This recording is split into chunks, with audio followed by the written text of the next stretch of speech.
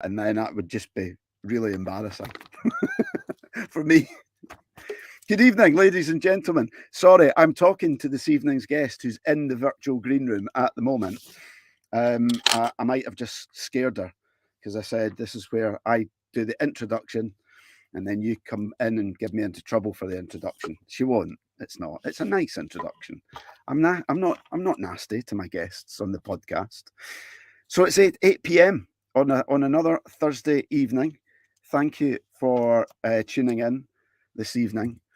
It's a real pleasure to introduce you to this evening's guest. She might tell you I've been I've been on at her for a little while. Been trying to. She was ignoring me for a while, but we've got her on. She's here. She's here to talk about music. She's talk about life in general, life lessons, probably a few cool stories. I dare say. I met this evening's guest back in 1989 at West Drayton when she landed on to course 295, as I did, of the basic ASOP training. That's when I met her. And then spent time serving with her at RAF Buchan for a time, and then RAF Neatishead as well. And then I think the last time I saw her it must have been in the NASMA at a Buchan reunion about 4 or 5 years ago, but you might correct me if that's wrong. I'm not sure. And one thing I'm going to tell you, ladies and gentlemen, one thing about this evening's guest that probably not many people know, because, well, I don't think I've told anybody. However, this is where she's starting to sweat. I can see she's looking over her shoulder. So when I met this evening's guest at West Drayton, she was the first person to show me the sights of London. I kid you not. And when I say sights, that includes memories, some of which I think are more like scars, tarnished on the inside of my brain. Some of the things that I saw as an 18-year-old, I'm not sure that you're ever supposed to see in your life. And how she knew about them at that point in time, well, I don't know. Anyway, let's bring her in. And we'll see what she's got to say. Ladies and gentlemen, Miss Becky Kinroy Taylor. Hello. Do you remember that? No, I can't. I remember we went out with each other for about 3.5 seconds in the Six Bells, and then that was it. Yeah. Yeah, it was. That was it. So what happened in London, there was basically what happened was there was weekends where most people were like away during basic training, or they stayed. There was a weekend where everybody else went away for the weekend and we stayed, and you said, "What are you doing?" And I was like, "I don't know." And you said, "Do you want to go into London?" And I was like, "Whoa, what? London?" And you said, "Have you ever been in?" And I went, "No." And you went, "Right, come on then, I'll show you around." And you took me around like flipping Soho, and I was like, I was going some places you were like, and look at, I was like, "How do you know these places?" You not remember that? It is something that I would do, especially if we went to Soho. Did we go down the underground sort of areas and go and look at magazines and shit? Yeah. Yeah, there's bits of my brain that I've gone, "Oh." Yeah, and it wasn't until I was writing down the questions at the same time as the tunes tonight, and I was like, "What must I ask her?" And I was like, "Oh yeah, I must remind her of that." So there you go. That was 33 years ago, Graham. Yeah, it was a long time ago, wasn't it? Yeah, I've done a lot of shit since then, and so have you. I'm surprised you remember it. Yeah, I know. Yeah, well, I know. So will a lot of people be surprised that I remember that. Yeah, the capacity that's left in here. Anyway, thank you so much for coming on. Thank you for having me. Eventually. Were you a little bit scared? Yeah, I am actually. I had to go for a nervous wee earlier because I was a bit like, "Oh, pelvic floor's not what it was after 2 kids," which is another story. But it was, I was like starting to get a little bit nervous. I was starting, the old sort of tummy butterflies, and I've been doing high ropes all day with the kids. So, jumping off the platforms and swinging through the trees didn't faze me at all. 90 minutes in Pinky's green room and online being asked questions of which I have no idea what you're going to ask me Yeah, I started to shit myself a little bit, not going to lie. Yes. You'll be fine. Like I said to you, I'm not gonna probably. Oh, there's maybe two questions I'm gonna ask you that I've not asked anybody before. But most of the questions are, they're not going to shock you. You might need to think a little bit about them. But we'll start with the music, shall we? Because that's what it's all about. And that's where I kind of sometimes just get the tunes and you'll give me an answer and I'll do that and throw it away. So your first song that you've chosen is from 1985 and it's an Aha song, isn't it? The sun always shines on TV. Yeah. So this is what I would call my coming of age song. It was right at the early start of my teenage years when, we were all hooked on Top of the Pops and, taping the top 40 on a Sunday night and, fading them in and, pressing pause on the tapes for the ones that we didn't like. And I don't understand how I missed Take On Me, which is an absolute, current classic and iconic tune. But I seem to have missed that. And my first introduction to Aha was sat on a Thursday night watching Top of the Pops. And I just saw this beautiful man, Morton Harkett, singing this song. And I literally dumped Shakin' Stevens on the spot, all his albums. And, I'd been crying over him for years. Ex-MT driver, by the way, Shakin' Stevens. Don't know if you know, did his training at St. Athan. Anyway. Yeah, so I dumped Shakin' Stevens, who I'd been in love with since I was a child, and dumped him royally for Morton Harkett. And he was my teenage crush. And I just idolized him. So that was a real kind. And every time I hear that tune now, which isn't often, you hear Take On Me quite a lot, but The Sun Always Shines on TV isn't one of their popular ones. But every time I hear it, I could just kind of sit there and go, oh, I loved him. Yeah, he was, and he was on TV not so long ago as well, wasn't he? I don't know. I don't watch telly very much, so I'll have to get that on catch up. So they do this. Yeah, they do this thing called the Masked Singer. I don't watch it. Oh yeah, I've not watched it. No, I know of it, but it's not Saturday nights. It's not. That's not telly time for me, Pinky. I am a 15-year-old trapped in an almost 50-year-old's body. So Saturday nights, I'm Dragon's Den. I'm out. You're out. What does a Saturday night look like for you now? Well, last Saturday night, if they're online, Patsy Cole, Kim Barraskull, Lou Jocelyn, Joe Bird, and I, after smashing a massive day sesh in Grantham, decided that at 9:30 we would come back early because we're all sensible old ladies now, and then ended up getting a noise complaint from the flat below. Because we were singing, all they could hear at 3:00 in the morning was Alexa, play Bat Out of Hell, and we were fucking jumping all over the flat, absolutely mortaled. So that's what my last Saturday night looked like. Fortunately, they're not all like that anymore. I might need a few Saturdays off to recover. Yeah. Crikey. A noise complaint. Yeah, it's pretty bad, isn't it, when you're knocking on 50's door? Well, to answer your question, here's who's online tonight. We have Yvette is on, says hello. Hi, Yvette. Patsy is on. She is the legend, Patsy. Yeah, doesn't she? She does sound. She is sounding posh, isn't she? It's because I haven't got on old Yorkshire yet. It's when I start going Yorkshire that I'll be the Becky that you remember. Oh, Paul. Cass on. And look who else? Hayley. Oh, Hayley. Don't mind if I do. She'll remember that. And Lulu. Louise. Yes, got a lot of crikey, yeah, more. Look. Oh, Carol. Haven't seen you for ages, darling. A couple more as well. Bev, over there in Ireland. I used to live with Bev. Did you? Yeah, we lived here. We shared a flat together in Peterhead, above the bakery. Whereabouts was that? So it's the one that everybody lived in. So it was above the bakery. It was about 4 doors down from the Granada, opposite the the supermarket. So right at the end of the square of the little pedestrian bit, there was a bakery. They used to sell Aberdeen bridge rolls. So I think there was all the firemen that were on the first floor. So Mickey, whatever his name is, and Jeff, Flat Top Jeff. Murgatroyd. Yeah, Jeff Murgatroyd, Mickey, can't remember his second, Mickey Hitchens. So there was all the firemen and coppers on the first floor. And then I think the next floor up there was Scopey. So there was Stu McCann and, who's the one that married Joe Bradley?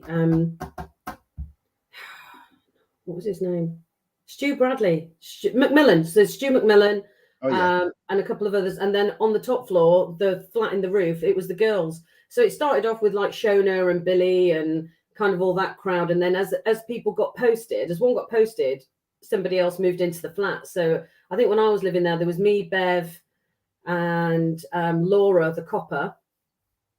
Lucy, I think Lucy Dolby was there. And then I think when Lucy moved, I think it was Bev, Lucy, and someone else. And then when Lucy moved out, I moved in. And then when someone else moved out, Laura moved in. And then as you just rotated them around. Nobody ever changed a lease. It's just one out, one in. Somebody went, yeah. Yeah, I didn't do Scary Drive. Scary Drive was the party house, but no, we were in town. Yes. Crikey. Right, let's roll back before you ever got there, before you ever got to Buchan. See, when you were a kid, even before Shakin' Stevens. All right. I was going to ask you who your childhood hero was. I don't know if it was Shakin' Stevens. But let's go with like dream job when you were like ickle. So when I was little, I wanted to be an English teacher. Right. It's the only subjects I was any good at school. Okay. And I wanted to be an English teacher because I loved, much like yourself, I loved poetry. I loved writing poetry. I loved writing stories. I loved reading. I mean, I wish my kids and this generation would read like we did when we were kids. You know, I would get lost, absolutely lost in a book. And that's what I always sort of saw myself doing. But when I was at secondary school, we were living in Wales at the time. And we were living in North Wales. And that's the first time I've really encountered racism. Because every single day I was getting, right, I'm sorry, I just have to do this. You know, I said, Alexa, play Bat Out of Hell. Yeah. She's doing it. Alexa, stop. I wondered where that bloody music was coming from. I was going to blame the neighbours. It was on in the background. So when I was at school in North Wales, every single day, no word of a lie, get off this Welsh turf, you English scumbags. That's what we got, me, my sister and my brother at school. We were picked on, we were, you know, I wouldn't say beaten up, but, you know, there was a lot of bullying. There was a lot of all of that kind of stuff going on because we weren't Welsh. We weren't Indigenous. We couldn't speak Welsh. I mean, we were forced to speak Welsh. I do have a Welsh GCSE. It's one of my 4. Very proud of that. That I left school with. So then English then I think became a much more important subject to me, not because of the kind of cultural references, but just because I was very proud of being English in a Welsh school. And I just loved writing, reading. So I always wanted to be an English teacher. My English teacher was the only one that I actually loved anyway. All the rest of them were knobs. But yeah, I loved her. So that's what I always envisioned myself doing. Yeah. So how did you not become an English teacher and then wound up in the RAF? Well, joining the RAF on a YTS was the quickest way out of Holyhead. Okay. It was the quickest way out of Wales. My parents had pretty much said they couldn't afford for us to go to uni. There was no way I was staying on and doing A-levels. I had no interest in going to college in Wales. So we were basically stuck in Wales, and it was, how can we leave here as soon as possible? So my mum and dad are both, I don't know if people know this, my mum and dad are both ex-Navy. So we've always had a military kind of presence around the family. My granddad on my mum's side was Army. My granddad on my dad's side was RAF. My great-granddad on my dad's side was Royal Flying Corps. So actually, if my dad hadn't have fucked it up by joining the Navy, because all of my dad's 3 kids, me, my brother and my sister, all joined the RAF, we would have had a generation in the RAF since before it even began. But he decided to join the Navy, knobhead. And that's where he met my mum. So we've got a very uniformed services family. There's lots of fire, police, Army, Navy, and Air Force. So the military wasn't an unknown thing to us. But my sister was absolutely desperate to leave. She's older than me by about 20 months. And the RAF were doing the YTS scheme. So at the time, girls couldn't join up at 16. You had to wait until you're 17 and a half. Boys could join up at 16. But if you joined up on the YTS scheme as a girl, you could join up at 16. So my sister was gone.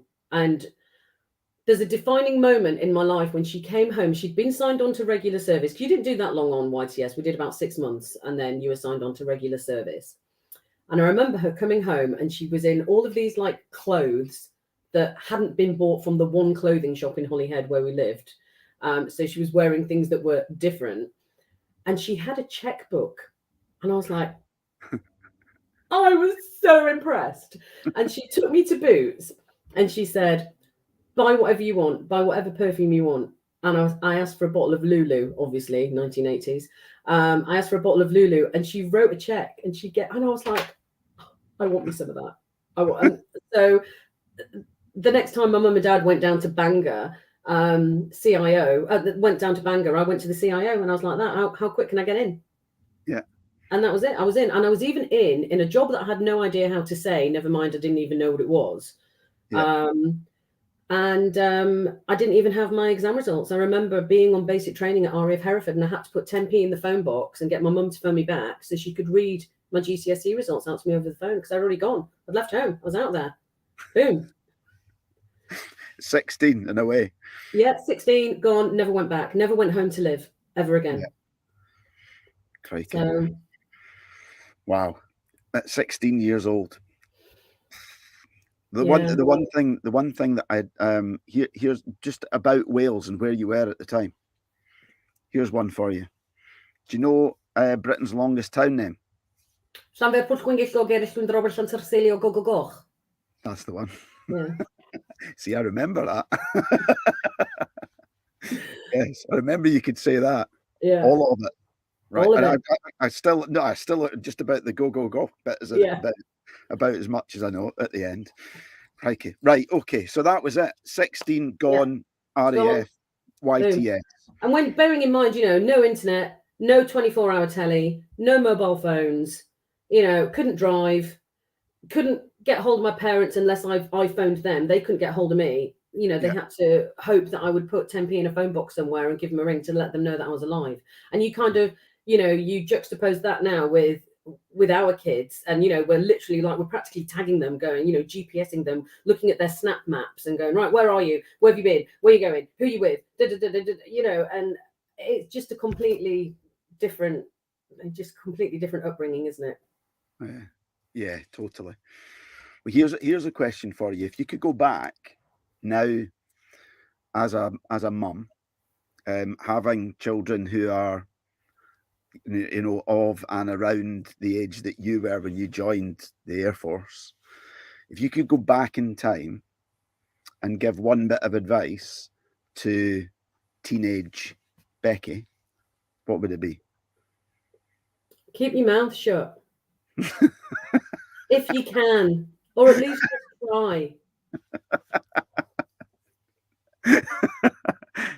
Really? You would give yourself that advice? Yeah, things might have been very different. Very different. Crikey. Right, okay. Second song then. Let's go on to that one. Okay. We said earlier on, didn't we, when I heard this song, it just reminded me, boom, took me right back there. It's Ride on Time by Black Box. Yeah, so this was my joining up song. So this song was released 2 days before I arrived at RAF Hereford. This was released on the 12th of August, 1989. And I joined up on the 14th of August, 1989. But I think in those days, you kind of went to the CIO and signed on, and then you went the next day. So on the 15th of August, 1989, I arrived at Hereford train station, and we were all in the block, and we were all, trying to get to know each other and anything. And somebody had brought a radio with them. And the next morning when we got up, this was the first song that came on the radio. And of course, it's got the iconic, gotta get up, gotta get up, gotta get up. And it just became our flight song. And then obviously we went from there to West Drayton, and then went into the sort, the nightclubbing, going out scene. And it was one of those always iconic kind of, floor filling, get yourself on the dance floor kind of tracks that everyone would just just, you know, start boogieing to. But it's really, it will always remind me of basic training, because we were just all singing it in the morning when we were getting up and getting ready, and, you know, making our bed packs, and, you know, putting our hospital corners in and all the rest of it. We were just all singing this song because it just seemed very fitting given where we were and that we had to get up. Yeah. Yeah, it was. What would you say? What are your most vivid memories of you know, of down there, apart from, you know, aside from the music and stuff? Like, what was kind of at that point in time, that sort of On basic training? Yeah.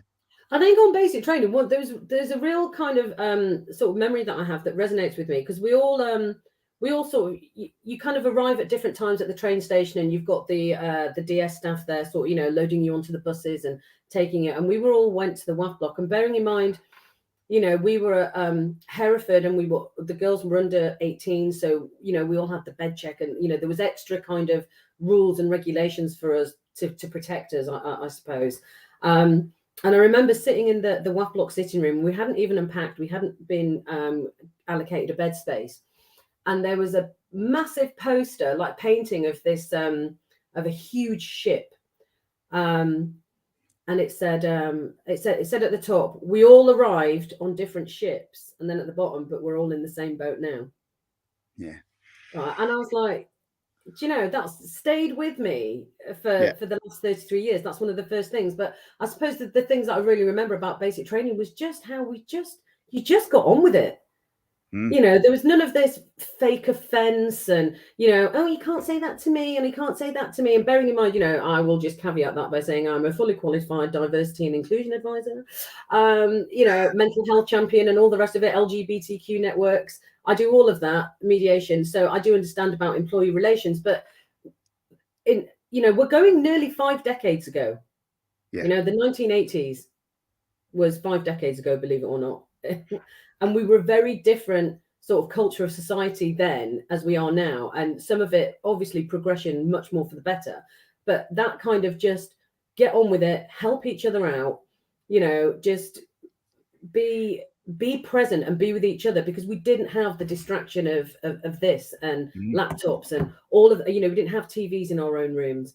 You know, we just all, and I think those younger IoT, what's it called? Basic training and trade training, and those sort of earlier years before we, you know, started having single man rooms and stuff. That's what kind of made it, because we didn't have those other distractions. So you had to get on with each other. You didn't always have to like each other, but it was like a little community. It was like its own little family. And when you posted somewhere like Buchan, and you know, it was a 17-hour train trip. I couldn't go home for the weekend.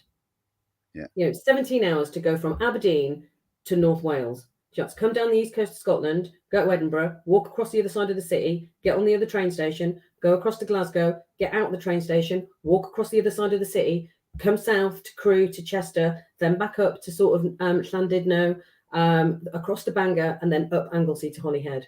It was 17 hours. And if you missed one, if your train was late by 5 minutes for one of those connections, you were buggered. Couldn't get home. I couldn't drive till I was 22. Yeah.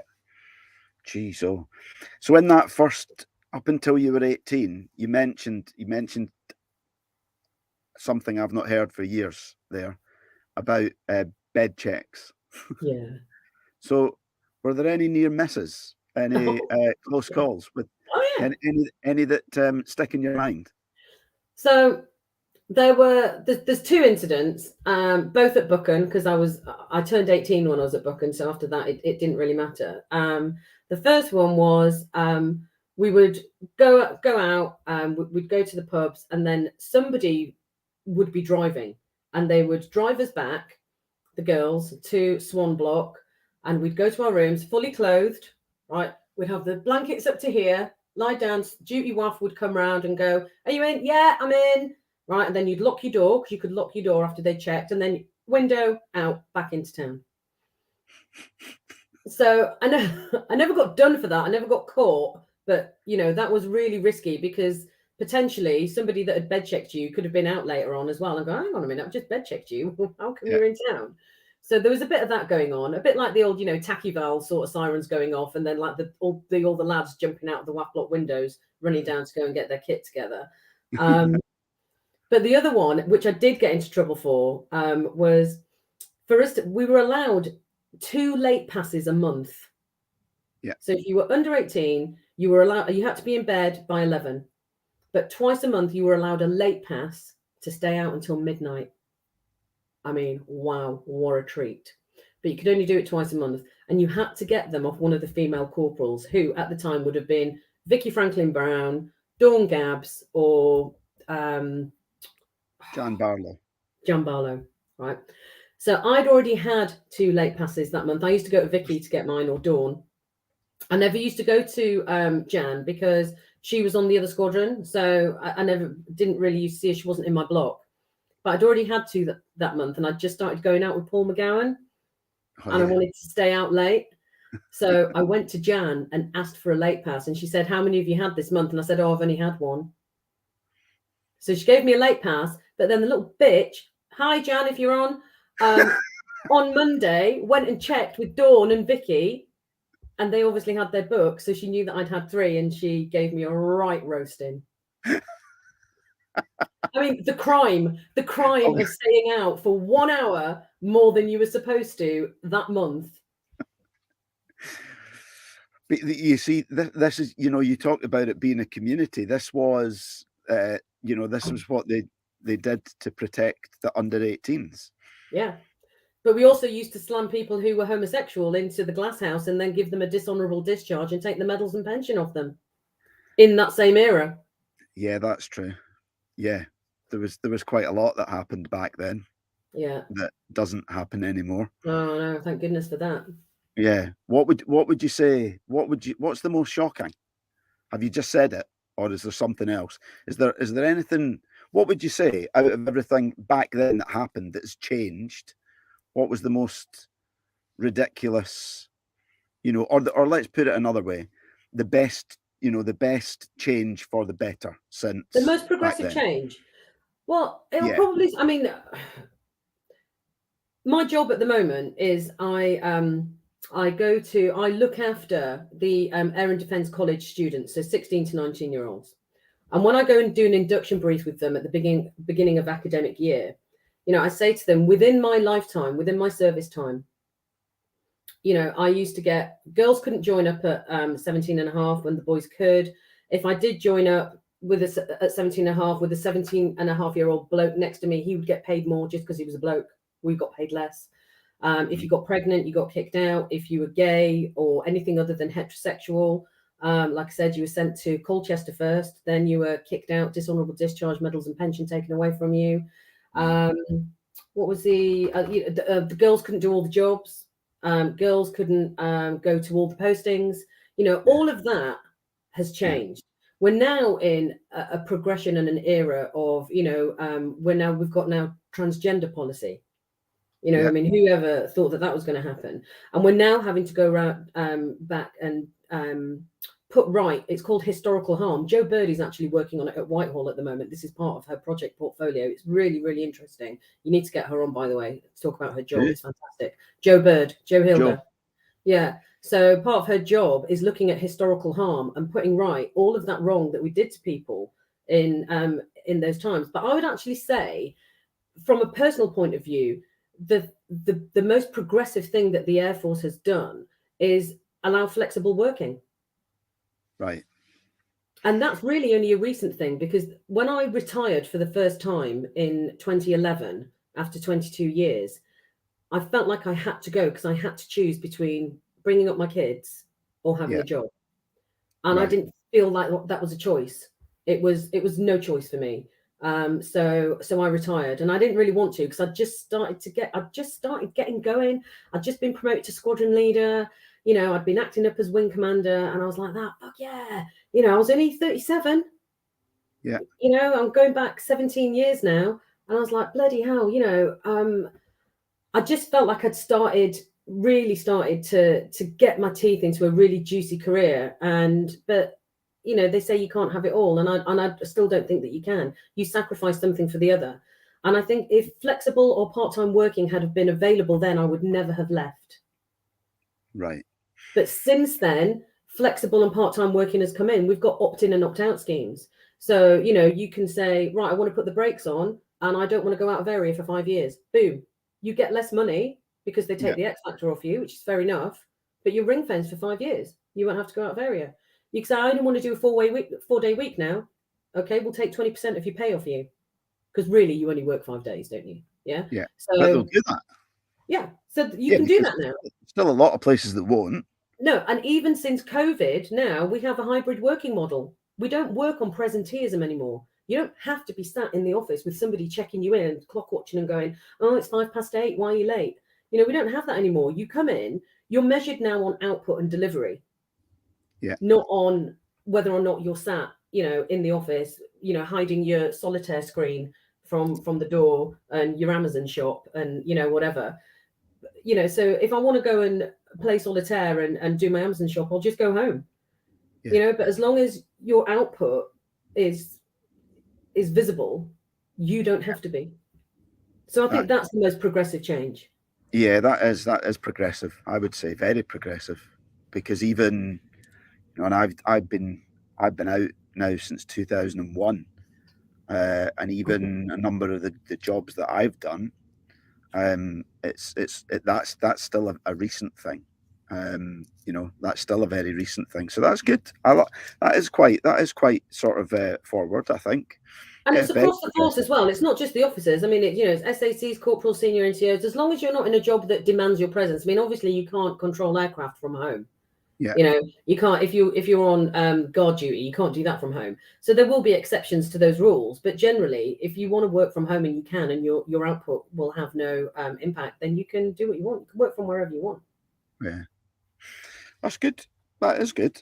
I've got 2 more questions here for you before we go on to your next song, because they're kind of related. You've told me about the progressive changes in the RAF. What would you say is the biggest lesson that the military has taught you? Bloody hell. Oh, I said you'd have fun. I didn't say it was going to be easy. That the military has taught me. Yeah. You mean that I've learned from them, or as I've learned as a consequence of being in the military? Yeah. That's really hard, because I don't really know anything else. Okay. Because when I retired, the first time round, I became a stay-at-home mum and then just run my own business for a bit. But I've never really worked for anybody else. Yeah. So I can't. So crikey, what's the military taught me? I think the military has taught me to challenge and question, and that it's okay to do that. Yeah. And that we're no longer that kind of, corporal says jump and you say how high. Yeah. Now certainly as I've progressed through my career, it's welcomed that we do a lot of active bystander now. We do a lot of challenge, and we don't just follow orders for orders' sake. In fact, we don't even really have orders anymore, to be honest. We've always been called civvies in uniform, and I'm not trying to dilute our service ethos in any way, but now it's, you've got a job to do, you go and you do it, and you might have some extra shit to do on the side, but so challenge. Don't be afraid to stick your head above that parapet and say, why are we doing that? Is there a better way that we can do it? And that's now welcomed. Right. Can you think of an example of when you've done that that's had like a real positive sort of result?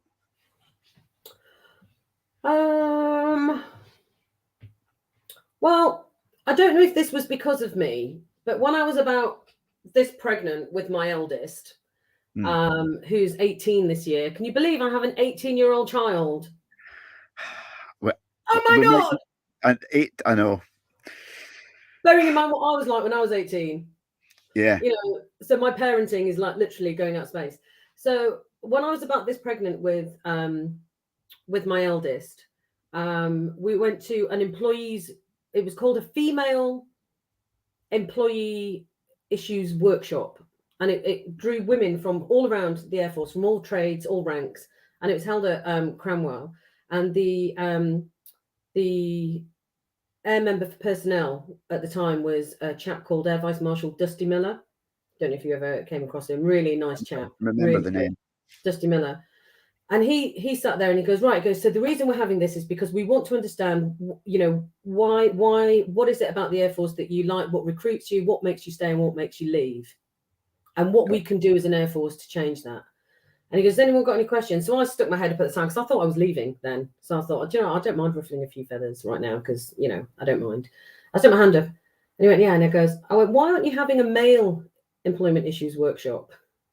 And he went, what do you mean? And I went, well, the reasons that we join and the reasons that we stay and the reasons that we leave, you'll probably find are the same.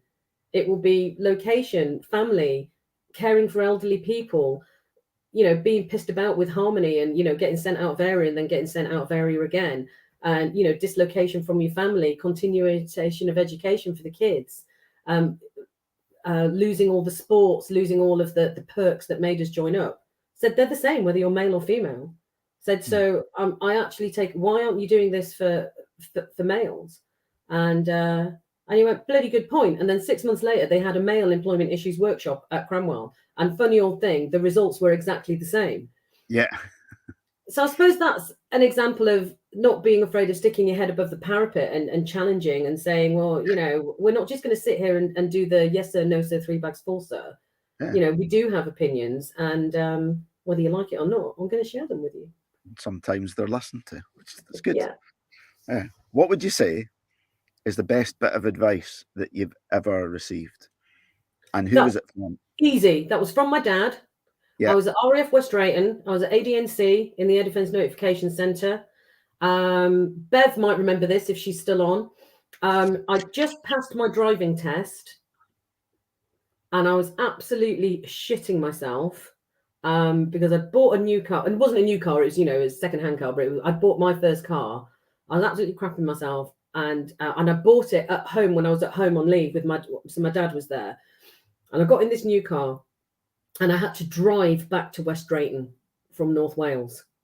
Yeah. I mean, that's a fuck of a drive when you've just passed your test, And I sat there and my dad taught me how to do the tyre pressures and taught me how to check the oil and all that kind of thing. And then when I got in the car, he wound the window down and he looked at me and he went, right,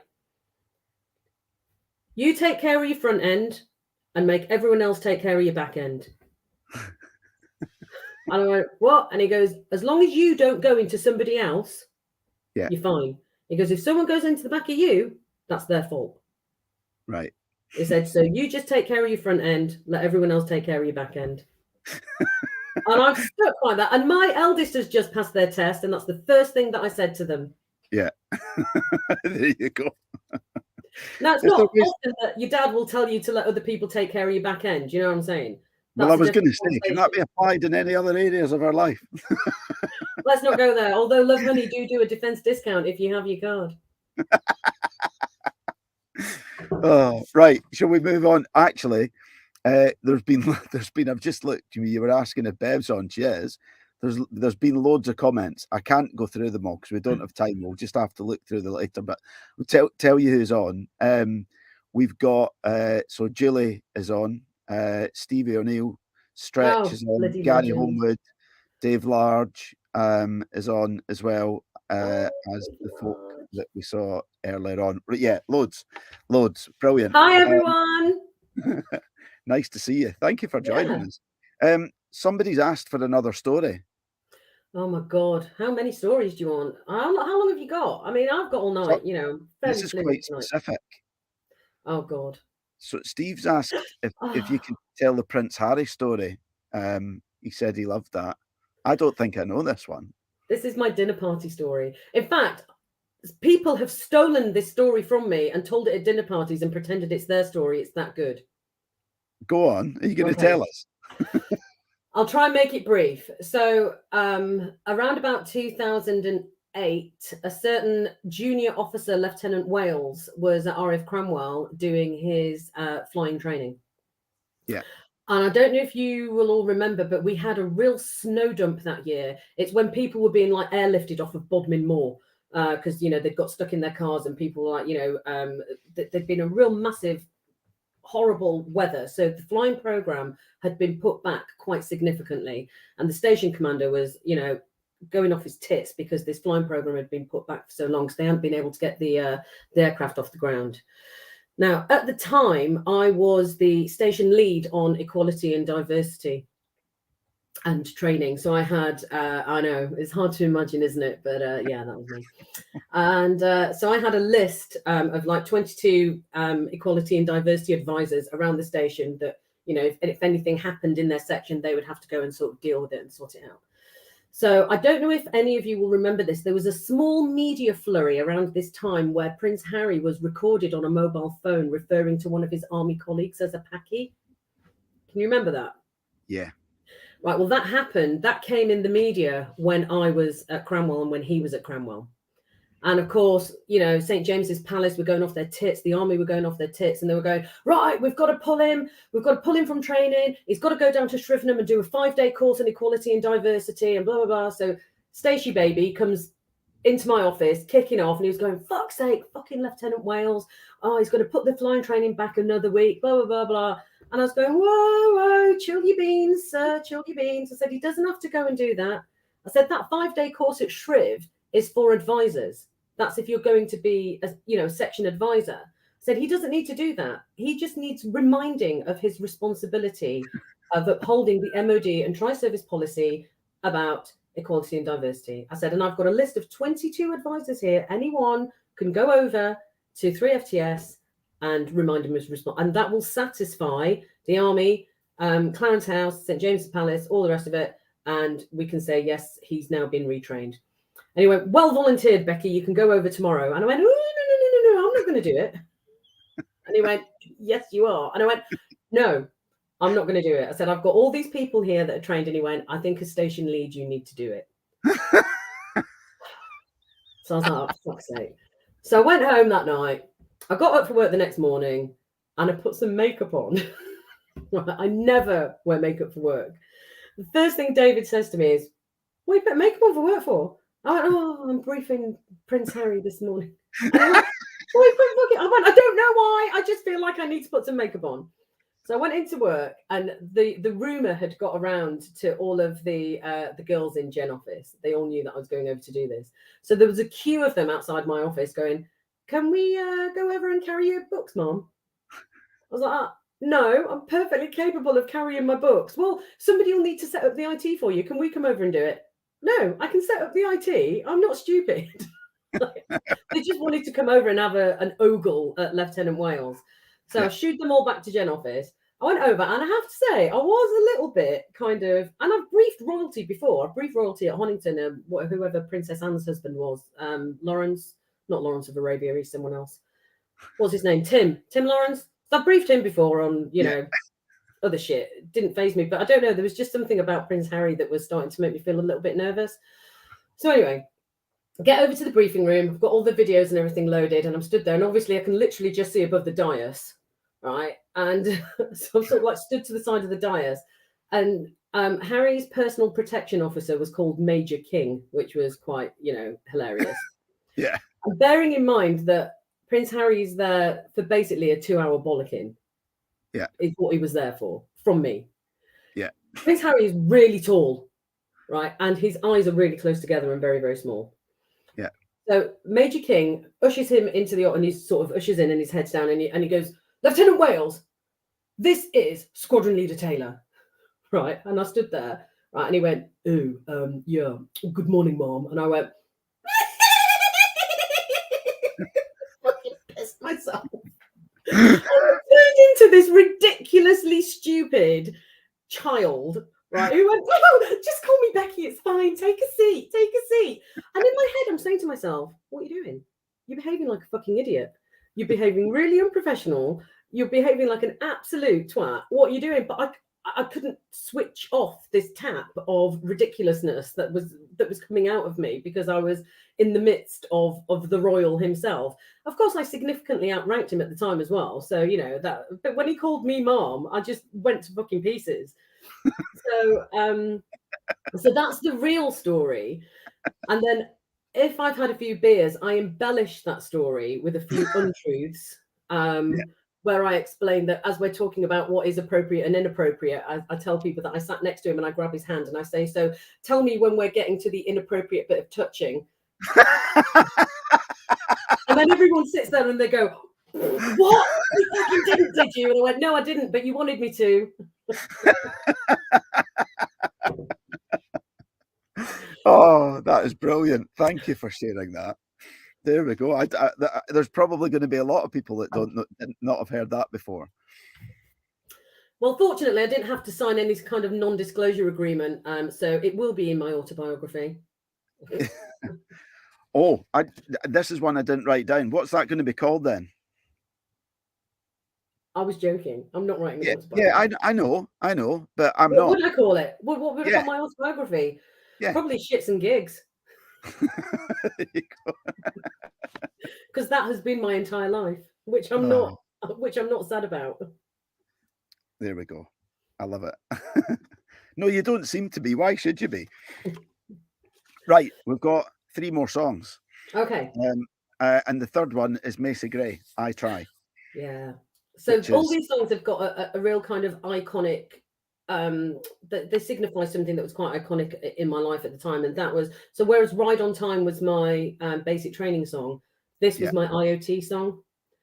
So this was the song that was out when I was on IoT, and it's the song that we would sit down, and it's almost like it was like a flashback and a fast forward all at the same time, because you go back to basic training at Hereford and you're all sat in the block and you're bulling shoes and doing your bed packs. Well, fast forward 10 years, right? I was sat doing exactly the same thing in the corridors at Cranwell, bulling shoes, having a laugh, making new friends. I always had a little bit of imposter syndrome at Cranwell as well, because I didn't really feel like I should be there. I didn't think I deserved it. I didn't think that I was good enough. So when I passed all of the all of the stages to get there, I was very umming and ahhing the whole time about whether or not I should go, because I just didn't think it. I've left school with like 4 GCSEs and hadn't been promoted to corporal, which still fucking pisses me off. In fact, I'll tell you my corporal story later. Remind me to tell you my corporal story. It's I hadn't been promoted to corporal, which really kind of upset me, because all my peer group had been promoted. Shona had been promoted, Billy, Louise, Jules, Lucy, they'd all been promoted, and I just felt like, why am I not good enough? I'm tatted on all of those jobs as well. I've raised loads of money for charity. I play station netball. I was doing all of the same things, but of course, what I was doing that everybody else wasn't doing was this. So I'm my own fucking worst enemy when it comes to shit like that. But I obviously managed to pull it out of the bag to get through the stages of Cranwell. But it was a hard time, Cranwell, for me, because one, I had to keep my mouth shut, which was really, really hard. And I just felt like I didn't really deserve to be there. But that song kind of got me through it, because we all loved it, and we'd all be sitting there singing this song, bulling our shoes, and it was almost like the same kind of camaraderie was there as it was at Hereford, with just different people. And I was quite old on IoT. I was 27. So, so we had all these sort of, 18, 19, 20-year-old like young baby pilots coming through. And then all the ones that had just left university were all 21, 22. So me being 20, I was an oldie. I was like, flight mum. Yeah. Because I knew how to bull shoes. And so apart from like having not been promoted, the fact that, with a lot of these people being much younger, some of them coming straight from university, and you had all this experience, yet you felt that you were out of place and that you didn't deserve to be there. Why do you think that was? I think because I've never understood how much I could achieve academically. Okay. I think because I only had 4 GCSEs, and like I said, one of those was Welsh. Sorry, Louise, but it really doesn't count, and you can't even speak it anyway, even though you profess to be Welsh. I had to go back and redo my maths just to pass, because you needed English, maths, and 3, and I didn't have my maths, so I had to do that when I was 26 to pass the Cranwell. I haven't got any A levels, I haven't got any BTECs, I haven't got a degree, I haven't got a master's degree, and so I suppose if one thing really does intimidate me, it's I am in awe of people who are really super educated. I don't have that ethic. I never have done. I'm a hands-on learner. I learn by getting stuck in and, talking to people and trying to figure things out. And I think because I've never really regarded myself on any kind of academic level, I've always felt a little bit like I'm not worthy, that's me doing that. Nobody else has made me feel like that. I Yeah. make myself feel like that. Right.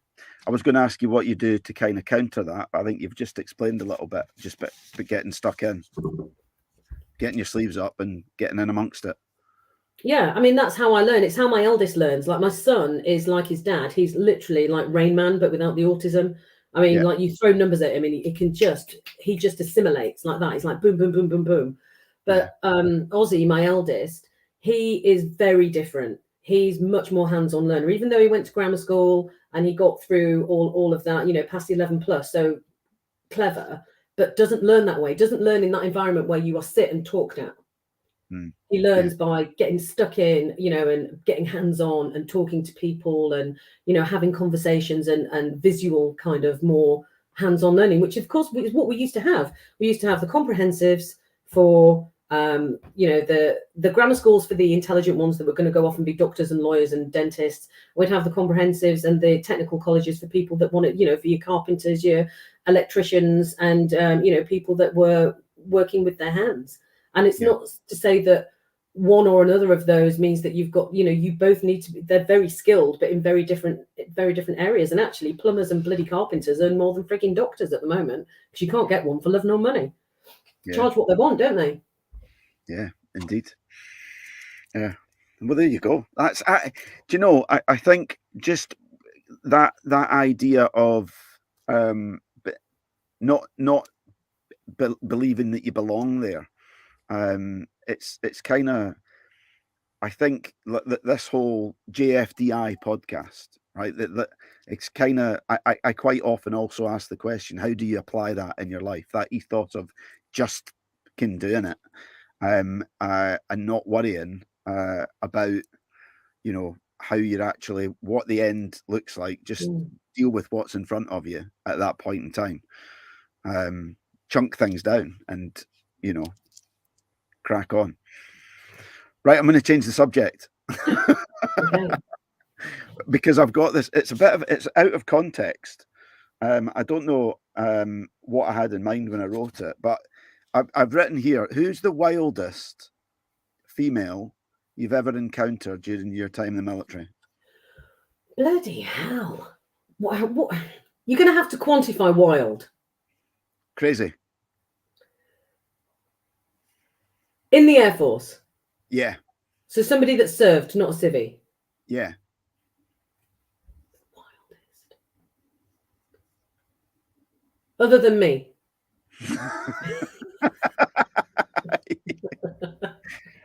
Yeah. Okay. Or on a par with you. God, wildest.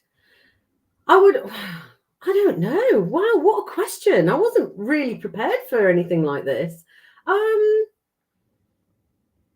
Well, I mean, if you said lads, I mean, there's everyone who was at Buchan who was under the age of 18. You were all fucking bonkers.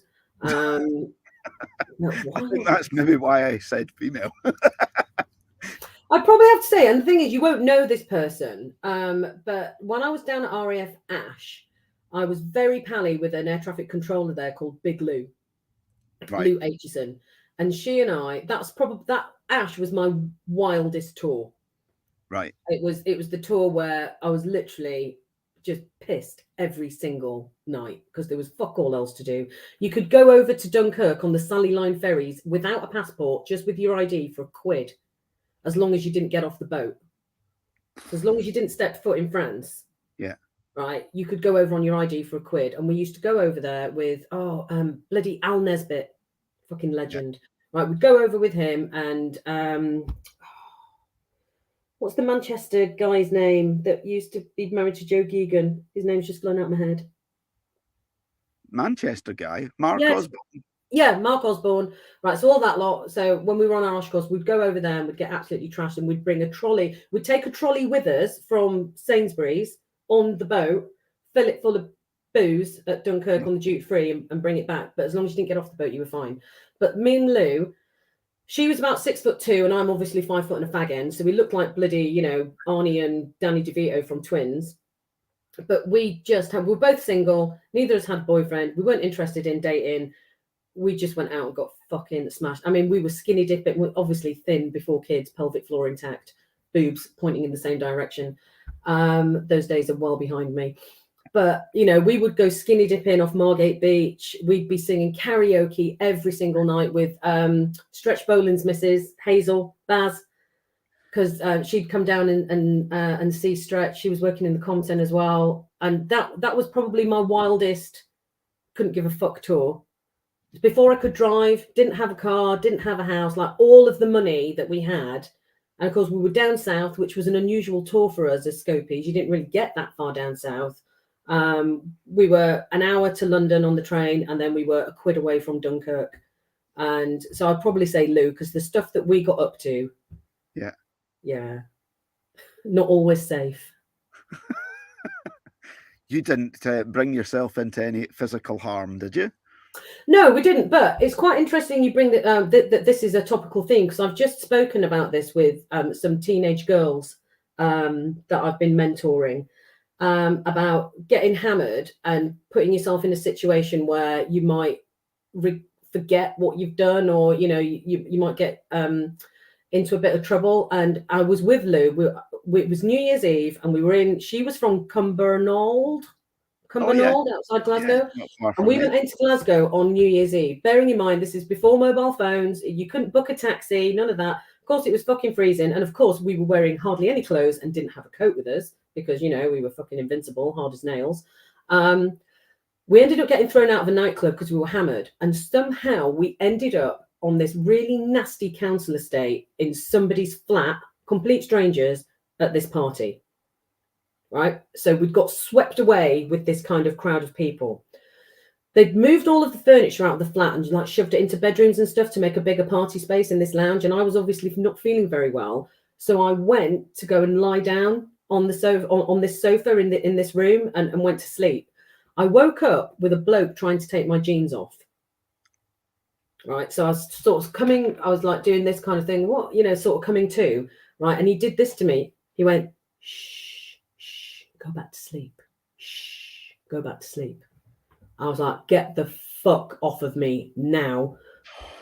Got out of the room, found Lou, and went, we're fucking going now. We were stood in the middle of bloody Glasgow, didn't have a clue where we were, council estate. There was no bloody snap map and all that kind of thing. Lou ended up having to phone her stepdad at about 3 o'clock in the morning, who was not happy, to come and get us, because we couldn't get a taxi. We didn't even know what the taxi numbers were, and we got home. That could have turned out very different. Yeah, of course it could. Yeah. So yeah, I'd say Lou is probably the craziest because we did crazy shit together. But it was like egging each other on as well, you know. And of course, you didn't think about the potential consequences like that back then. You're invincible. It's not going to happen to me. That happens to other people. Well, wow. So that was your tour at Ash. That was like your wildest tour. What would you say? What was your favourite? Was that my favourite? Was definitely Neatishead. Was it? Well, actually, can I have two favourites? Yeah, of course. My favourite as a Scopie was Neatishead.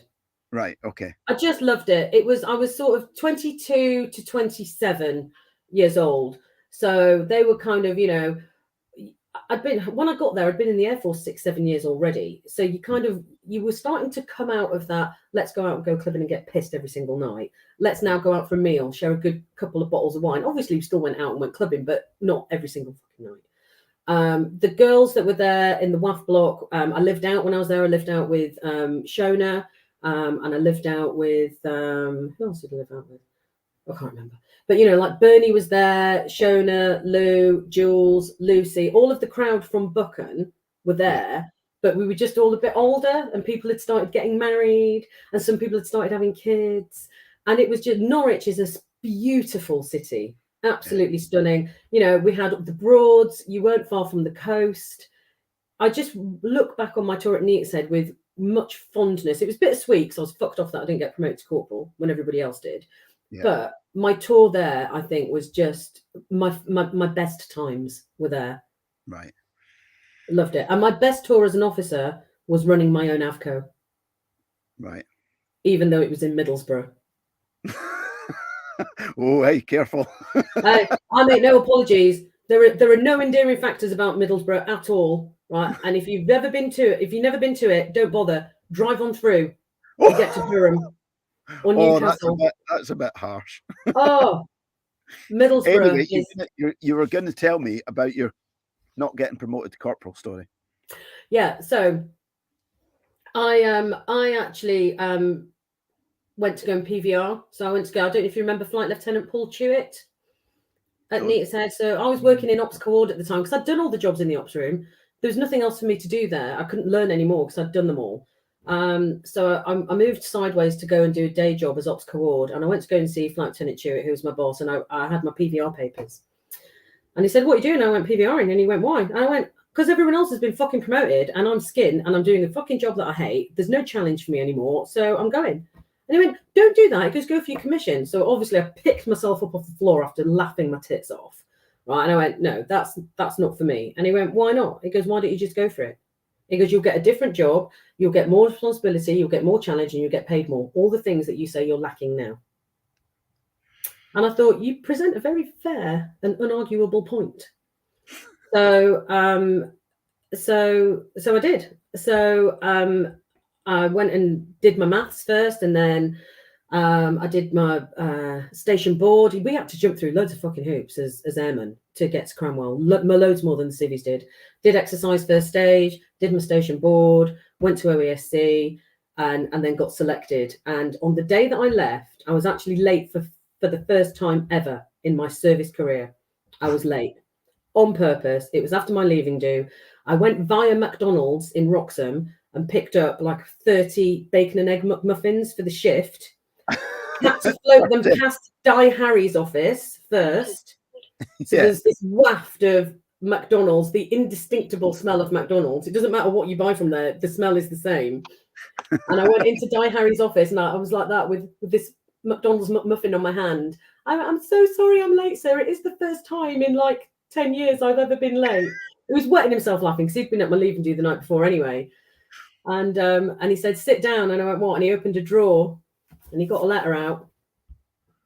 I went, "That's your promotion letter." And I went, "What the fuck?" I said, "I'm going to Cranwell tomorrow." And he went, "Yeah." He goes, "And that's been in my drawer for 4 months." He goes, "But if I'd have given it to you, I knew that you wouldn't go to Cranwell." He goes, "So here you go. You can have it now." How did you feel at that point? I was really angry at first. I was really angry, but then I couldn't be angry with him. I mean, I was angry, but yeah, I couldn't be upset with him for too long. And then once I'd been through Cranwell and then been through my training and I got to my first little baby flying officer station ads job at Bryce Norton, a real airfield, by the way, you know, not these bloody piss pot fucking bunkers that we were all working in, a real airfield with real aeroplanes. He phoned me up. He knew he'd found out where I'd got posted to, and he went, Are you pleased now that I didn't give you that letter?" And I went, "Yeah, I am." There you go. And then the second half of that corporal story, sorry, I do talk a lot. Has everyone got like 5 hours? The second half of that corporal story is my last day in the Air Force in 2011 before I retired. The station commander. Yeah, this is that. So Jay North, Becky, is my he's my nephew.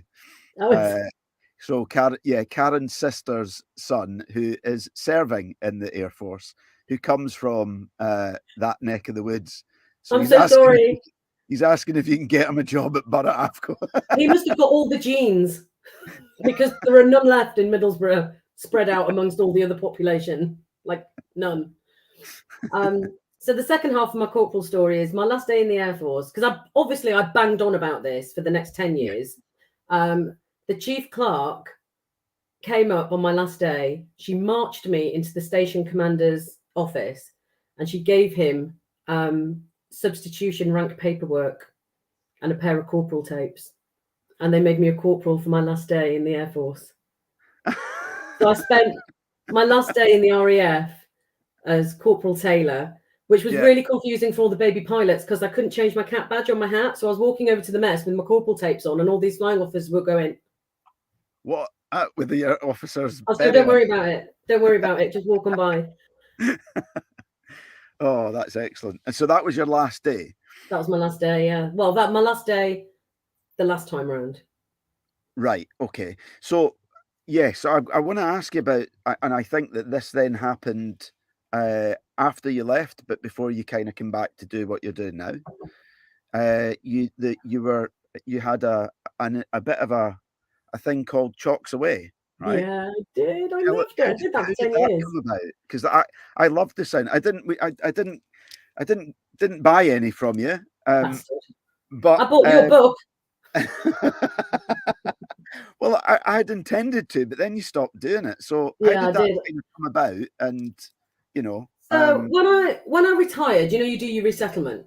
And I was retiring essentially to be a stay-at-home mum. So I didn't want to go and do a fucking bricklayer's course or how to be a driving instructor. I didn't want to do any of that. I didn't want to do any education either because I'm afraid of it. I think I'll be shit at it, so I didn't bother. But a lot of people did like Prince 2 courses, project management, bricklaying, plastering, whatever it is that they do with the resettlement. So I decided to look at cookery courses because after living, I've only lived in married quarters once, and that was at Cranwell, and I had a lime green Formica kitchen. So I was really looking forward to moving into our new house with its granite work surfaces and having like a proper kitchen to work in. So I thought, I'm going to be looking after 2 little kids. So I wanted to do some cooking courses, and I stumbled across this chocolate course. And the only reason why I chose to do it is because it was in Whitfield, which is northeast of Manchester, which was about 40 minutes away from where my sister lived. And it was a 1-week course, but it wasn't residential. So you had to find somewhere to live. And I thought, oh, fuck it, I'll go stay with my sister for a week. yeah. And that's the only reason why I did it. But I got there and I absolutely loved it. I was fascinated with it and starting to learn all about chocolate and how it works and the science behind it. And because it's quite a tricky substance to work with. And then I got back from this course and I did www.chocksaway.co.uk and nobody was using it.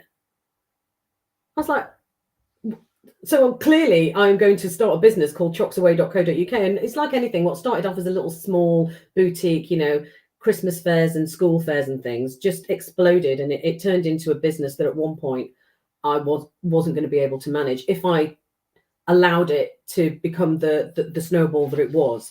But the only reason why I did it was I knew that after being in the Air Force for 22 years, I couldn't just stop and do nothing and just be a stay-at-home mum. So of course I was bloody chair of the PTA, and I was like, doing shit with Cubs and Scouts and all that kind of, World Book Day costumes and bloody cakes and all the rest of it. But I needed to do something for myself as well. And because I could work that in and around the family and the kids, because I worked when I wanted to, I knew took orders if I had time to do them.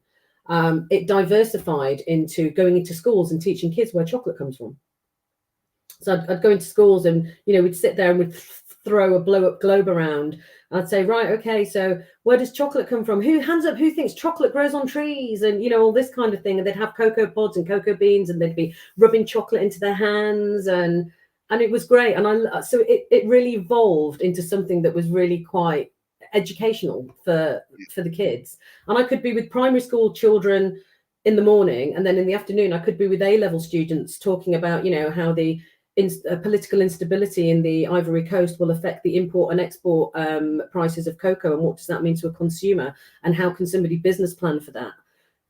So it was a real, and then I could be at an old folks home in the evening, and we were sat there making truffles and doing all sorts. So it was a real diverse and very interesting sort of subject to do. But I think when the kids got to teenagers and they didn't really want me hanging around anymore. I mean, my God, if I turned up at a sports day at secondary school, fucking hell, that was like death. They wouldn't speak to me for a week. It was like, don't turn up at school. Like, you can't, park around the corner and I might come and see you in half an hour after I've been to Mackey's with my mates. It's, you just don't become somebody that they want to hang around with anymore. So I started feeling that draw back to something a bit more formal for myself. But that's when I realized that the Air Force, so coming right back to the beginning of what we were talking about an hour ago, that's when the Air Force had decided to jump on this brilliant bandwagon of flexible working. And, and they had an initiative called BSG on a VERS contract, a volunteer extra regular reserve, where you could go and work for 1.5 days a week. So you put your uniform on, they get the benefit of your skills, you go and get to do a bit of something for yourself, you get a few quid in the bank, you've got no responsibility other than the projects that you're doing. But the projects that you do is stuff that, you're taking something off somebody else's desk to ease their workload, rather than if I just decided I'm not going to do that anymore, it wouldn't get done. Someone else would pick it up and run with it. But, Right. it just put you back in, Cranwell's 5 minutes up the road. Yeah. So it's a no-brainer. And that then morphed into a full-time job, FTRS, which I then hated because that was too much. So I've come back down one grade now. Now I'm FTRS ADC, which is 180 days a year, which works out about 2.5 days a week. And how's that balance? Do you like that? Brilliant. That's what I Yeah. should have done in the first place, because it's fantastic. Because it Right. means that I don't work. I try not to work on Mondays and Fridays. Yeah. So I get a long weekend every weekend. I get all the stuff that I need to do because of the job that I'm doing at the moment, working within an academic year. Like, I'm not going to be working for the next 2 weeks because they're going on Easter holidays. I won't work over the summer. That's great. I'll just be program planning for the next academic year. So it fits really well because I can work it in and around family, weekends away, all that kind of thing. Plus, I don't get my pension taken off me, which is a big thing. Ah, okay. So yeah, good. Fantastic. all good. Let's do your fourth song, Mm.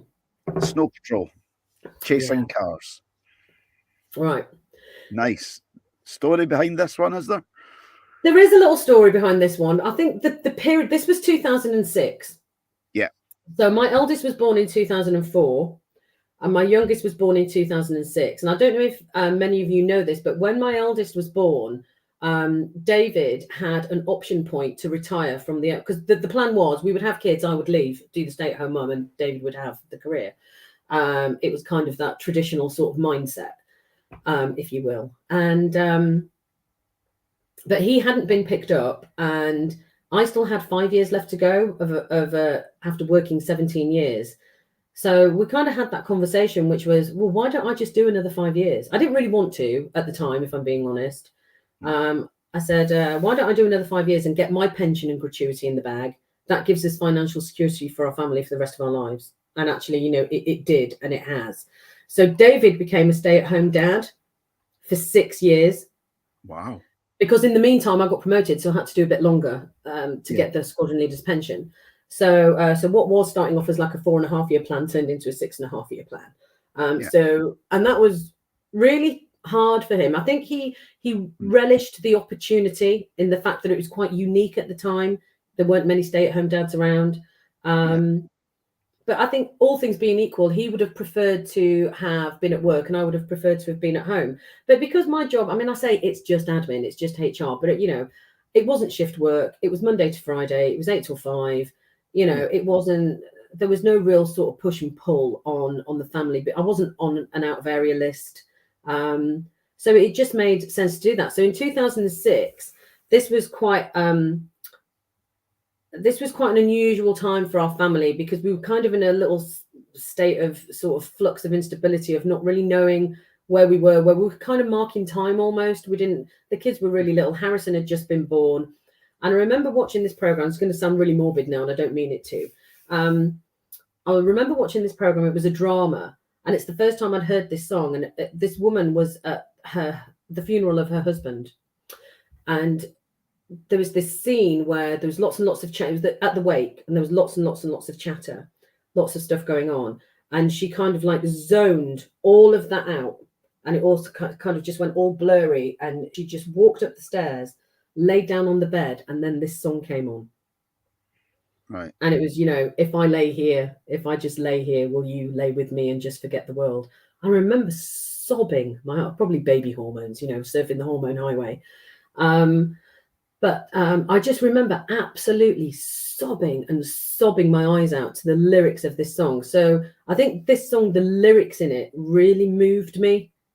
And it kind of makes you feel a little bit sort of, it's okay to be vulnerable. It's okay to take yourself away from a situation that you don't want to be in. Take yourself away from that and just be by yourself, but know that someone could always be with you if you needed them to. And that's really part of the mental health piece as well. And I think if something really positive has come out of COVID, which has been a really trying time for a lot of us, it's that we've been able to really shine a light on mental health. And it's not that dirty word anymore. And it's not like, oh, he's got mental health issues. it's not like that anymore. It's much more open now, and we are much nicer and kinder to each other as people in general. And whether that's an age thing because we've got hindsight of experience of being treated badly and treating people badly on occasions ourselves, and then having that self-reflection.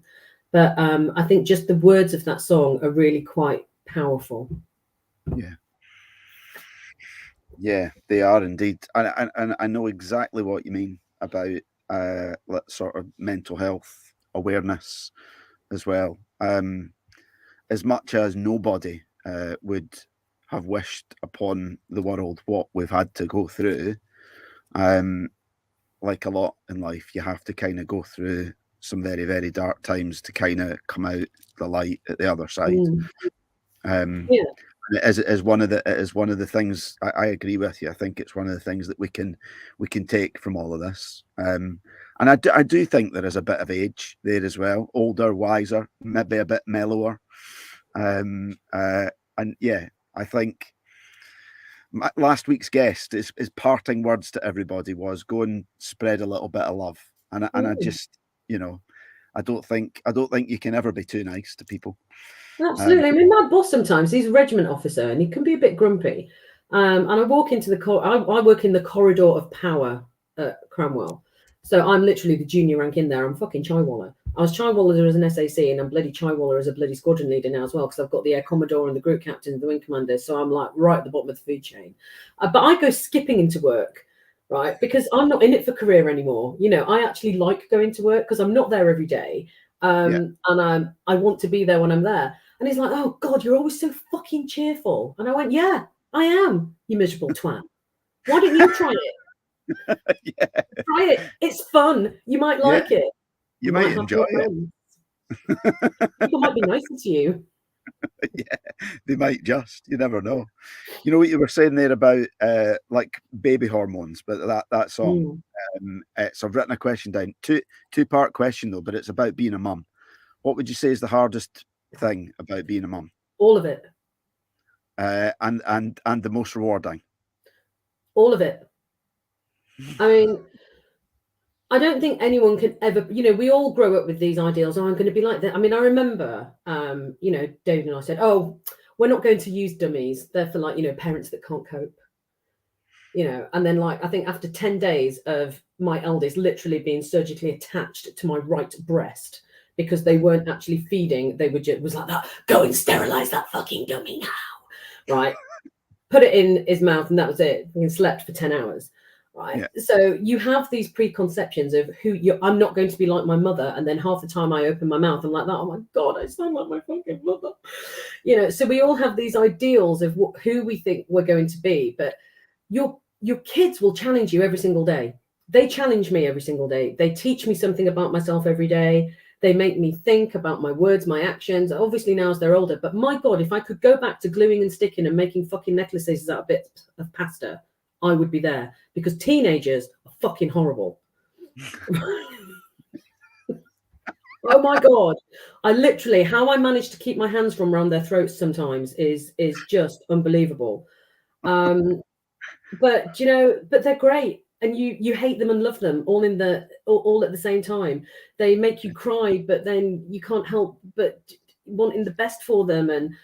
And I don't think any of us are ever really prepared to be parents and for the challenges that it brings. And I think we've had a couple more challenges than others with what's been going on with our eldest. But you've just got to let them take the lead sometimes. You've got to stop controlling them and their lives, because like we would say to our parents, well, that was then, this is now. That's what they're now saying to us. And we like to think that we're right on parents. We can't really remember what our parents were like when they were in their late 40s and early 50s.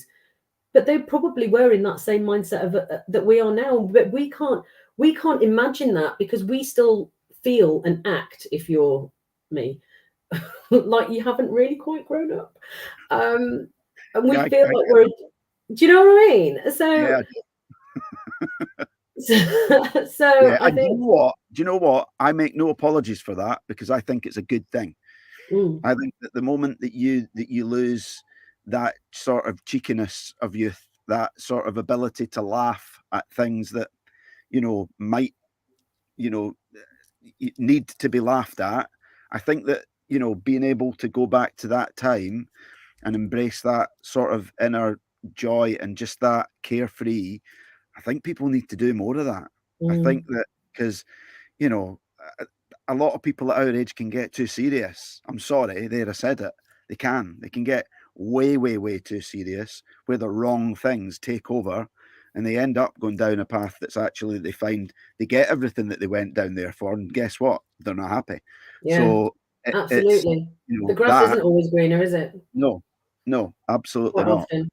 And but I think the rewarding thing is, being able to share their little triumphs and joys and being able to, comfort them when they're sad. I mean, my youngest, bless him, he'll hate me if he's watching this. I don't think he is. I don't think he's got Facebook, but he's just had his heart broken for the first time, and he's only 15, and it's been so hard to watch him go through that.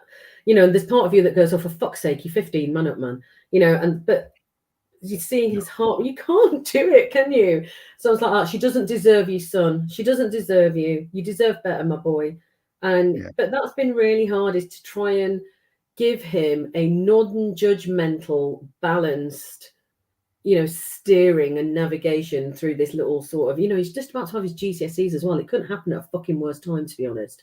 But, but you share in their triumphs, and you get disappointed when they disappoint, because they do disappoint us. They do things that they shouldn't. I mean, didn't we all? I mean, fucking hell. I mean, who am I talking to right now? Yeah, I know. We all get in the shit. We all do make bad choices and do things that we know that we shouldn't. And but that's our job, isn't it? It's our job to help them nav that way through life until they get to a point that they can make decisions for themselves. But I mean, I still make mistakes. We all do. Yeah. We're all human. Yeah, we all do. Yeah. We sit there now and we go, fuck's sake, what did I do that for? What did I say that for? I didn't mean it to come out that way or whatever. But yeah. But what would you say? What would you say on that point? What would you say? And you can look at this question one of two ways.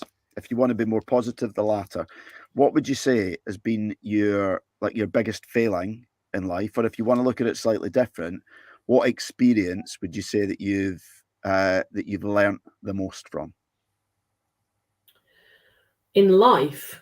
Yeah, if it was something that at the time you thought you'd spectacularly fucked up, but actually the lessons and insights that you got from that, something that you would consider like a big failure. I shouldn't have got married the first time. Not a lot of people will know that I was married before David. The only people I was only married for 16 weeks. I didn't know, and it was, and it's So I met an MT driver called Matt Bloomfield in April, and then I left him in August. Crikey. It's a very complicated, multifaceted story, but right. I think I got married for the wrong reasons. It's not that I married the wrong person or things went wrong. There's lots of sort of external factors that push on this story, but I think if I'm really true and honest to myself, and and Anne-Marie and Jules and all of the people at Neat said at the time when we said that we were getting married, they all were like, Bex, what, really? And it's not because I didn't really know him very well. I'd known him for quite a long time. We'd only been going out for about a year, but I'd known him. We'd been going out as a group for a long time before that. But I shouldn't have married him. I married him because, if I'm being perfectly honest with myself, and this is a horrible thing to admit, I was fed up of being 26 years old and living in the block. All of my mates of that peer group were all corporals and they were all married. Shona, Jules, Lou, Lucy, Billy, all of that kind of cohort of my age females had all been promoted to corporal, and they all had husbands, and they were all living in quarters or in their own houses. Liz Doyle, all that lot. Yeah. And I was in the block at the time with that sort of fresh-faced teenagers coming through like Jenny Burden, Becca Cruikshank, Tracy Walsh, you know, and so they were all the energetic, and they were all nearly 10 years younger than me. Yeah. And I felt like I was this kind of spinster failure because I hadn't been promoted. So because I hadn't been promoted, I didn't have enough money to move out and buy my own house. Yeah. I think had I been promoted to corporal and could have moved out on my own merit, things might have been different. And I kind of think that I must have seen it as a way of progressing to what might have felt like a natural next stage of my life. And that was the way to do it. And those are not the reasons that you should get married. No. And I was probably kidding myself at the time, going, "Oh God, yeah, it'll be fine. I love him. Yeah, it's fine." Right. But you know, then reality kind of hits quite hard. And it lasted, you said, 16 weeks. 16 weeks. Yeah, I beat Vicky Franklin if she's on.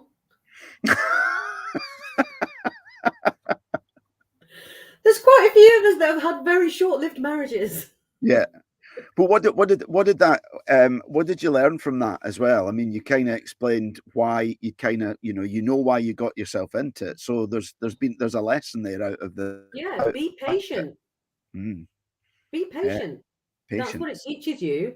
Stop trying to get to the, and it's the same with your kids. You know, when you've got your babies, you're like that. I can't wait for them to be walking. I can't wait for them to be talking. I can't wait. You're always like looking at the next stage. What's coming next? We're not enjoying what's happening now. We're always looking at what's happening next. And I think as we get older, we do that less. We actually start regressing and start looking at what went before.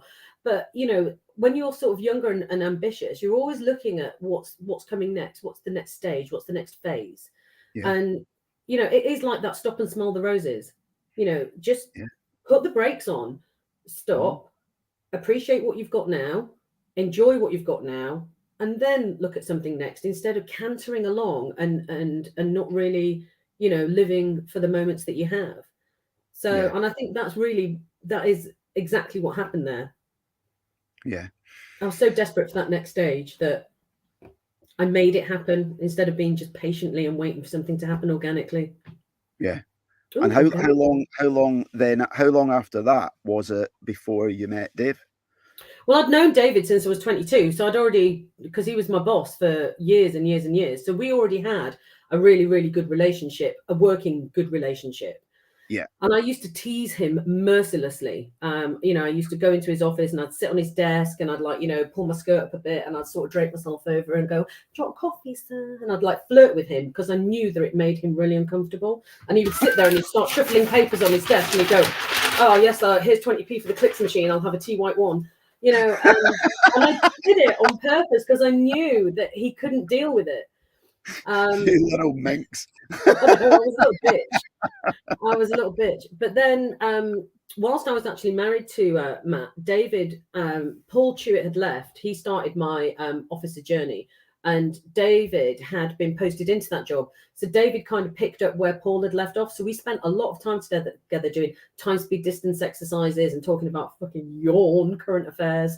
But all that shit that you've got to do to prep for IOT. So we got really quite close, not romantically in any sense. We got really quite close. So when Matt and I split up, I already had my my go ahead for Cranwell. I knew I was going to Cranwell. Yeah. And Matt didn't actually want me to go, which wasn't helpful in the, you know, and this is going to sound really awful, and I'm not doing him a disservice when I say this, but Matt was only ever supportive of my application for Cranwell whilst ever he thought I was never going to make it. Oh, ouch. Yeah. And then as soon as I did, his whole attitude to that changed. And he went, "Well, I'm going to have to leave the fucking Air Force now, aren't I? Because we can't be married if you're a fucking officer and I'm an airman." And I was like, no, it can work. We just can't be on the same unit together. And, you know, we haven't been married for very long. So I was like trying to firefight and troubleshoot and kind of say, no, you know, it's fine. We'll work it out. Yeah. And so that didn't help. Didn't. But I kind of had a way out with Cranwell. So I knew that I could kind of really almost like run away and lick my wounds and say, right, that's it. Marriage over. I'm off to Cranwell. Bye. And it was about a year after that I went to RAF Halton to do my admin training. my admin officer training, and David had been posted to High Wycombe, but he was living out of Beaconsfield Mess, which apparently was a fucking shithole. So he bought a flat in Wendover. And no word of a lie, I went to the pub, the Red Lion in Wendover, and bumped into him. And of course, I did that fucking stupid twatty thing that all new officers say when they've come from the ranks. I went, I don't have to call you sir anymore. Honestly, I could fucking shoot myself on several occasions in my past life. I would. Yeah, and then we just had a drink, and then there was an event going on, and I went, "Oh, come to this." I'd just got a mobile phone, so that helped because give me your number, and then started texting. Oh, there's a deal in the mess. Do you want to come? And then he said, "Oh, there's something ongoing in town. Do you want to come?" So we started sort of spending time together, just as sort of friends. And then I got posted to Bryce Norton, which isn't a million miles away. It's only an hour from Wendover. And we had too much to drink one night, shagged, and then that was it. Okay. As you do. And they got married. But it's funny, and I don't know if Jules is still on. It's funny because the fact that David and I had got married rendered Sheepy Johnson unable to control aircraft. The shock was that great. Right, so okay. Jules had come to our wedding, and she'd gone to work the next morning, and she was on MAA with Sheepy Johnson, who was the master controller, MCA, the master controller. And they're sort of sat there both looking at their respective radar scopes. And he's like, "Oh, you do anything good at the weekend, Jules?" And she goes, "Yeah, I went to the wedding." And he goes, "Oh, anyone I know?" And she went, "Yeah, you remember Becky Kinroy?" "Oh, yeah, I remember Becky. She went to Cromwell, didn't she?" Yeah, she got married." "Oh, who did she marry?" David Taylor. David Taylor. I somehow seem to know that name." She goes, "Yeah, the TPO, David Taylor." And she sort of pointed across. I mean, he wasn't there, but she pointed to the TPO position. And he went, "David Taylor, flight controller David Taylor." And he started slowing down as this information sort of sunk in. And she's going, yeah, Dave Taylor, TPO Dave Taylor. And he went, "Becky Kinroy and Dave Taylor," right? And then he'd stopped breathing and functioning.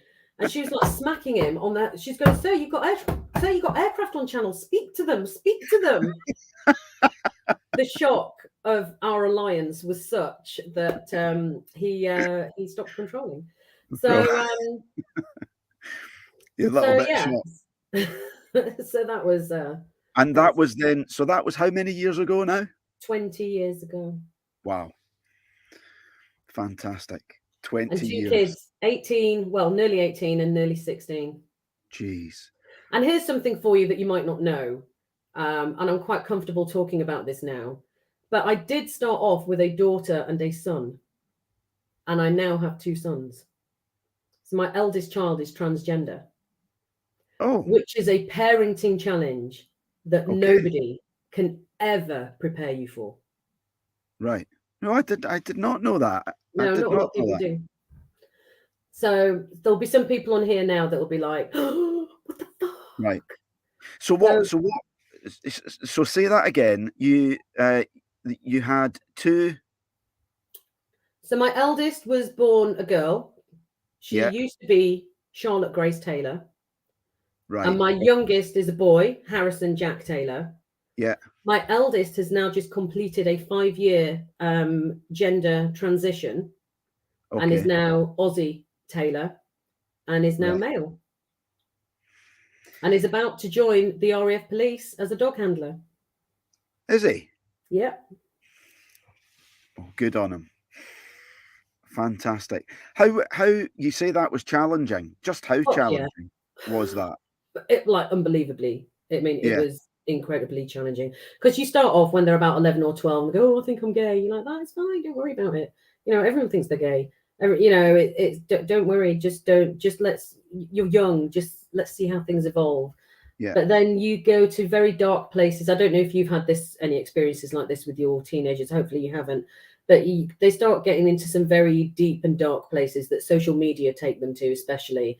And then I don't know if you've had any self-harm with your girls when they get to places where, they start hurting themselves because they can't deal with what's going on. And there's been times where I've been frightened to go into Ozzy's bedroom because I thought I'd find him swinging. Oh, that's how bad it was for him. Yeah. I mean, for us, it's been a parenting challenge to try and wrap our heads around. But, Yeah. we're 5 years down the line with it now. It was really hard for David losing his little girl. But we're kind of coming out of that journey now with a much more positive, forward-looking future for all of us, not just as a family, but particularly for Ozzy.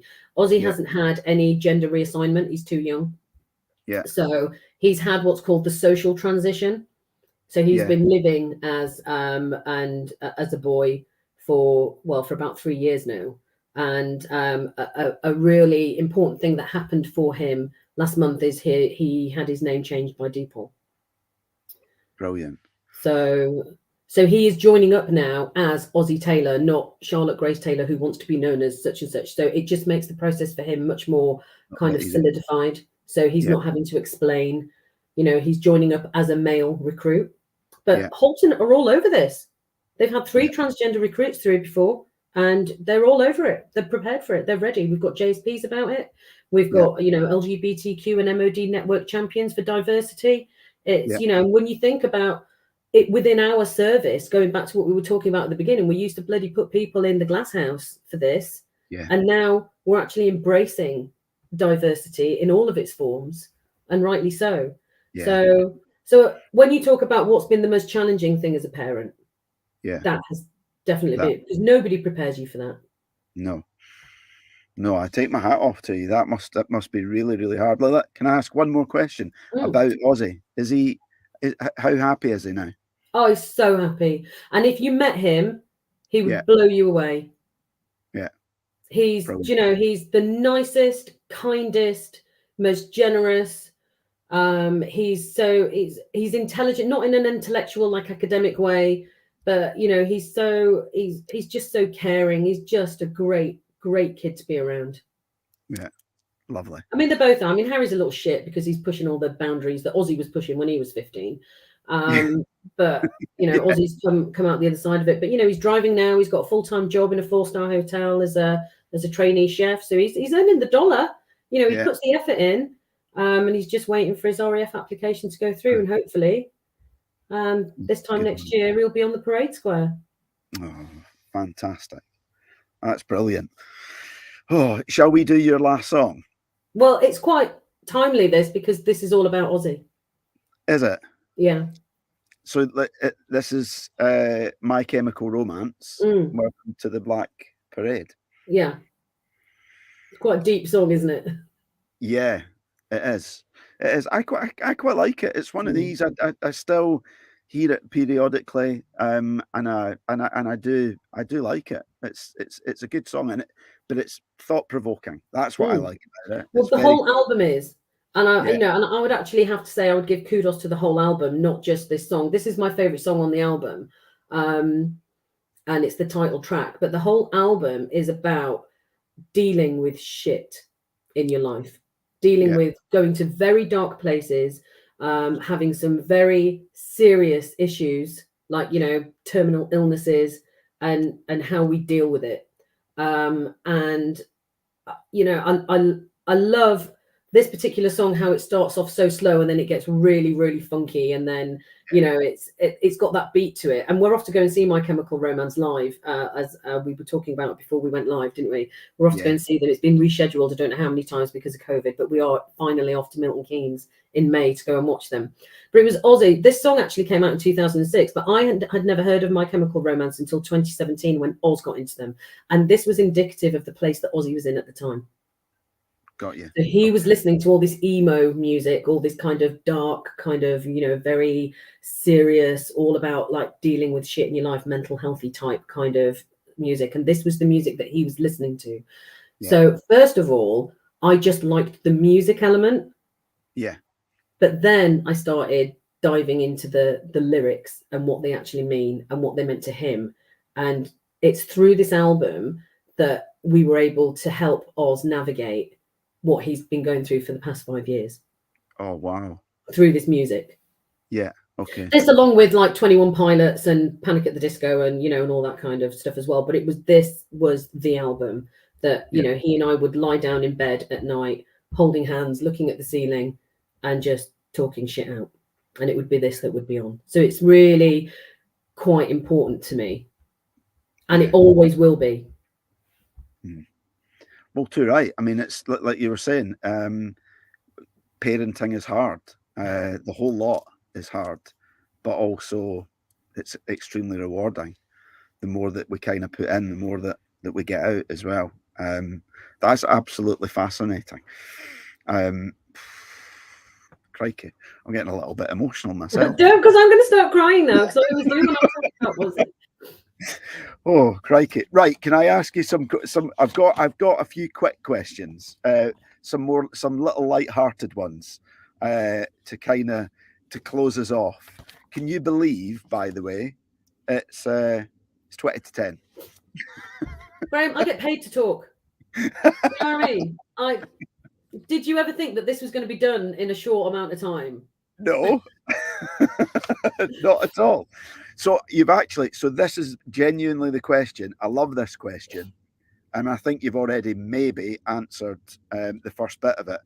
So one album, one book, one person, and one movie that if you were stranded on a desert island. This is my desert island discs. Type scenario. Yeah. An album, a book, a person, and a movie. So the album would have to be The Black Parade. Black Parade, yeah. The person would 100% without any thinking about it would be my dad. Yeah. And that's going to make me tearful now. Oh, no. Well, I'm very lucky that my mum and dad are both still with us. Still alive. Yeah, I mean, I think, my sister's 51. I'm 50 this year. I think if you get to 50 and you've got both parents with you, we're doing quite well. But my dad's got Parkinson's now, so he's struggling quite a lot. And every time I go and see him, he's a little bit smaller and he's a little bit frailer. And, you kind of, as a child now, we see our parents stop being the sort of magnificent heroes of our lives and start see the demise, I suppose, which is really hard. Yeah, we start having to parent our parents. Yeah. Yeah, it's really hard. Yeah, and that's not easy. No, okay. Right. Okay. So one book. One book, I would probably have to say that which book could I read over and over again? It would have to be, right, you're all going to laugh at me now and think that this is really lame. Right, but it have to be Barbara Taylor Bradford's A Woman of Substance. Yeah, but you would read that over and over again, wouldn't you? Because it's about that thick, right? So if you're stuck on an island for a long time, you want a long book. You don't want like a short one that you're going to get through in a couple of days. Yeah. Right. And I just love the sort of rags to riches story about this poor Yorkshire girl who, grew up with nothing and then, built this amazing empire. And how she screwed over her kids at the end because they were being little twats. The little twist at the end is just brilliant. So I think I've read that book a load of times, but I have recently, because I do a lot of driving in the car, I've had it on Audible as well. So I've been listening to it in the car and I've just finished it. It was 35 hours. Most Audibles are about 9 or 10, and this was 35 hours. But I loved it, and I'll rewind it and do it again. Crikey. And one movie? One movie. It's got to be The Sound of Music. Sound of Music. Okay. So, right, really quick questions. Somewhere that you've never been to, that you've never travelled to, that you'd love to? Dubrovnik. Oh, yes. Nice. If you could only eat one thing, eat one meal for the rest. Cheese. Anything with cheese. All right. Or and if just you had, cheese. Just cheese. Yeah. Fucking love it. And £100 million, or money no object. If you had all the money that you needed, what would you do? What would you do with 100 million? I'd give most of it away. Would you? Well, who needs 100 million?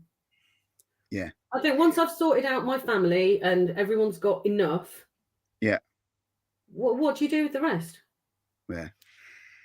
So one last question for you. It's actually quite appropriate where we're at. What's on your bucket list? What do you want to do with what time you've got left? I want to travel because I never traveled. I've never had a gap year. I've never Because I joined up when I was 16, and then the time out that I had, it was all family holidays because the kids were so little. Yeah. I've never traveled as much as I would have wanted to. And I always said to David that when Harrison's gone to uni and the kids are kind of, they're being independent and living their own lives, I was going to hire a motorhome, take the dogs, and I was going to have my gap year. Yeah. And I'm going to do it myself. I'm going to go around Europe. I'm going to go to all the beautiful places that I've always wanted to see. I'm not really interested in America and Australia and Canada and Africa, and I'm not really interested. I think there is so much culture and beauty in Europe that I'm not really interested in going that far flung. So I'll get my little VW transporter that's been, I'm going to pimp my ride, get my dogs in, and off I go. Something that's manageable that you can do, like, I don't want a big fucking massive bloody Winnebago. No. And then what I've said to the kids and the family is at school holiday or term time, I will say, right, I'm going to be in the south of France, near commutable to Nice airport, and we'll hire a villa for that 2 weeks and you can fly out and come see me. But I'm going to do that. I'm going to have my own gap year. That is my bucket list. Yeah. That sounds absolutely fantastic. But I've done all the other shit. Like I've been skydiving 3 or 4 times. I've been sailing. All that kind of stuff that people say that they want to do.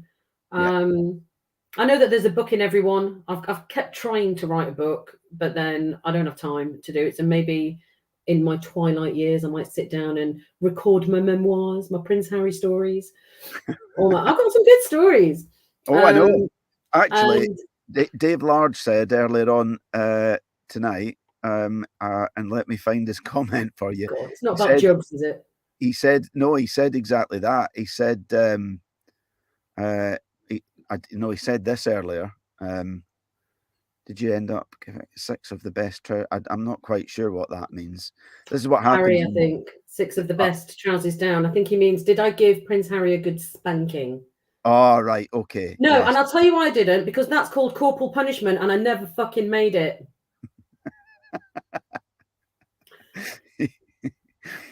He said, what basically he said earlier on was, he said that you've got that many stories that I could have an entire series with just you.